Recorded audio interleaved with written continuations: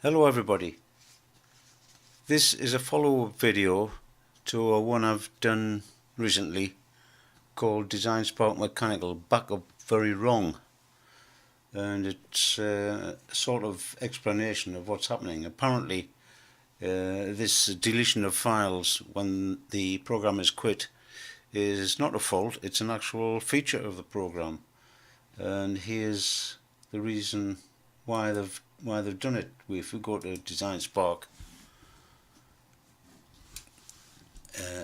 support files, backup every, you can vary that from 1 to 100 minutes and specify a backup file, keep the backup files for 100 days. Now this backup is not a backup in the conventional sense. It saves the files for recovery in the event of a program crash. If a program crash occurs, the backup files will remain and can be recovered.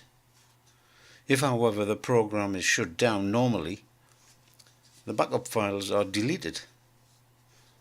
These backup files would be better called, in my view, crash recovery files. The problem here is that if the DSM itself damages the files, when DSM is quit, it will blithely go ahead and delete all of the undamaged files it backed up. So it strikes me that the fix for this has got to be to sort out why DesignSpark Mechanical is damaging the files itself.